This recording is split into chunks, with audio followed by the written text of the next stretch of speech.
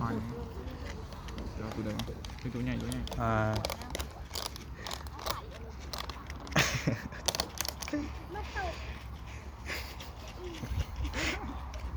อุ้ยดูใหญ่ให้ได้ลงคลิป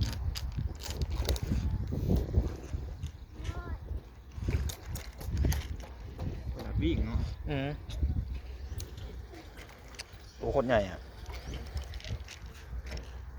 สักตัว2 ตัวเนาะ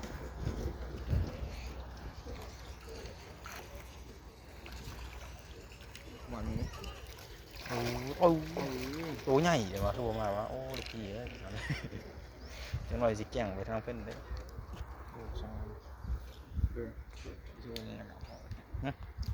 ไปไหมขอไอจีนะครับโดนเลยเจ้าฮะไปไหมเจ้าไปมีแล้วเอาไหมเจ้า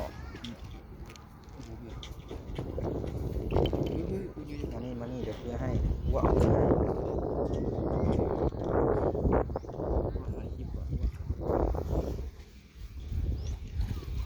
เห็นไหมครับมันฮักในโจมคอยเลยเด้อ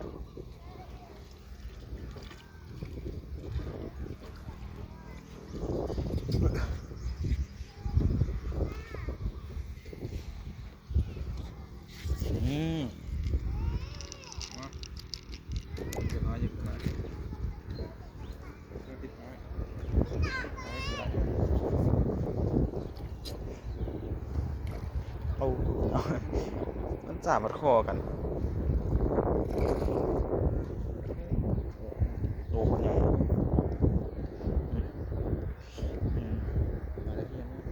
โอ้ตัวนี้นี่ที่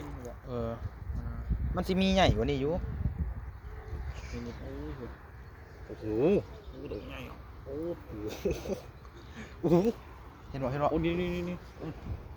ใหญ่กว่าหมูเลยใหญ่เลยนี่ตัวนี้ข้างใต้บ่เมื่อกี้นี่โอ้ดีให้มาหาตัวนั้นนี่ตัวนี้กระโห่วะนี่กระโห่กระโห่สีทองเลยไปแล้ว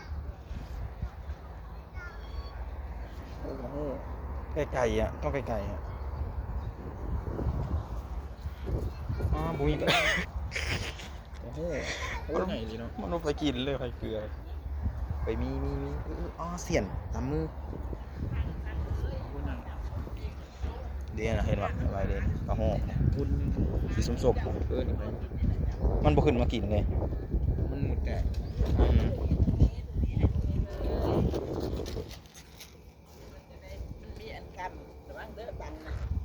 เอาว่าหนึ่ง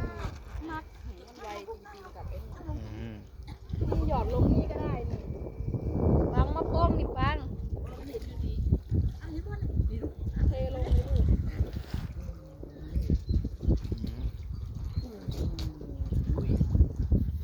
ความโตขวดได้ลูก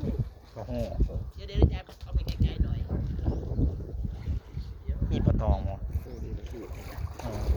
ทางแดงใช่ไหมกระโห่โอ้ยกระโห่กระสู้หางแดงเป็นแก้งเลยเดี๋ยวนี้กระโห่แต่มันมามั่วบ้านงานตัวเดียวมันโอ้2 ตัวเลยกระโห่ไว้ไหม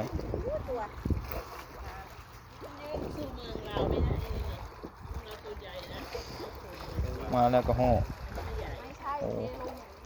กระโห่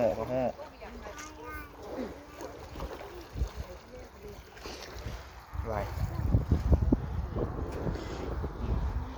ไหนคนละบอลนะเขาบอลนี่บอลเพิ่งมาเพื่อเจอโตสำคัญ